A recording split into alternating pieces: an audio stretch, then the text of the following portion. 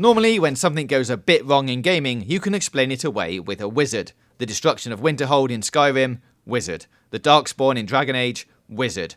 Anything bad in Zelda, wizard. But when that's not a valid reason for a character's inability to swim or a gun reloading differently in a sequel, developers turn to the game's writers for help. I'm James from Games Radar, and these are 7 in-game explanations to gaming mysteries. ARMA 3's missing furniture.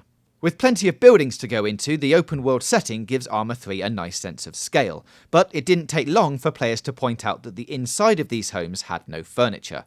Adding furniture to rooms was likely a low priority for the developers, and the energy was probably better spent fine-tuning the shooting instead of engineering the perfect couch. But beta players did find several mysterious newspapers in the world with headlines about the mysterious disappearance of furniture, with one photo alleging aliens were responsible for the vanishing chairs. We can only hope that we'll be able to battle the future-stealing space creatures at some point in the future.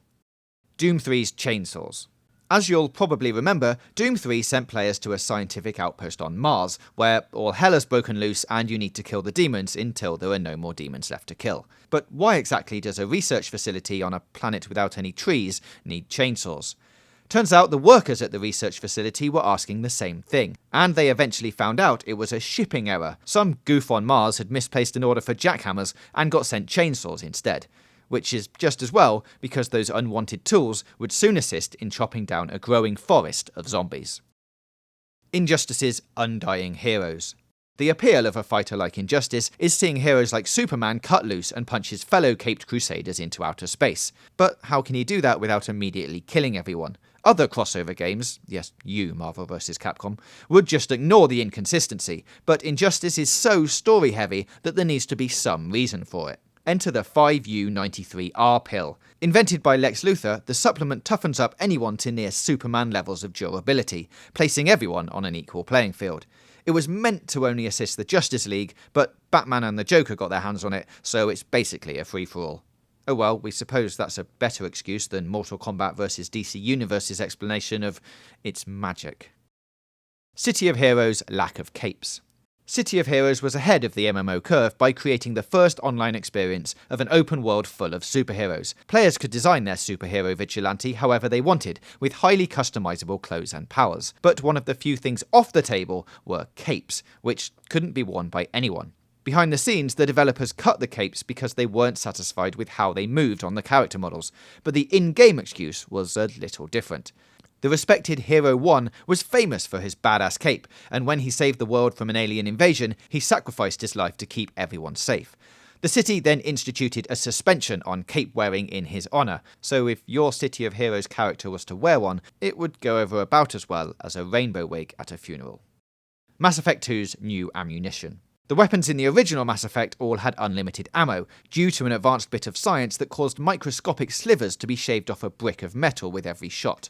But when BioWare released the sequel, one of its many improvements on the original was the addition of ammunition and reloading to the gunplay. So, how did this happen? As usual, the Codex had all the answers, explaining that the new guns were now more powerful than ever, but the upgraded weaponry had added heat sinks to absorb the new excess energy. So the ammo was still unlimited, it was merely the attached heat sinks that needed to be replaced every 10 or so shots. You know, like ammo.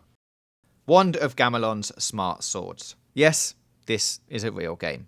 Wand of Gamelon is a side-scrolling adventure where you play as Princess Zelda, who's become pretty good at swinging a sword. That worked fine for killing Octoroks, but for some reason Zelda also had to hit people with her sword to start a conversation, which had to get pretty awkward when looking for advice. The sword attack was obviously the only interaction the game design allowed for, so, as the game's manual explained, Zelda equipped herself with a smart sword that wouldn't hurt good people, which is the worst excuse we've ever heard for anything. Deus Ex's shorter New York City. The original Deus Ex was great, but it struggled to create large environments. Set in New York City, environments had to be scaled down due to memory limitations, meaning NYC's skyscraper-filled skyline needed to shrink, and that even included the city's most iconic buildings. Released in 2000 but set in the 2050s, the game's skyline lacked the World Trade Center due to those memory issues, and the in-game explanation was that the towers had at some point been destroyed in a terrorist attack. And that's 7 in-game explanations to gaming mysteries. If you can recall any other developer excuses, then let us know in the comments below, and don't forget to subscribe for more gaming news, reviews, previews, and features right here on Games Radar Plus. A whole month gone, and still no word. I'm certain he's all right. Yeah, that old Ganon's no match for the king. Link, go to Gamelon and find my father. Great! I can't wait to bomb some Dodongos!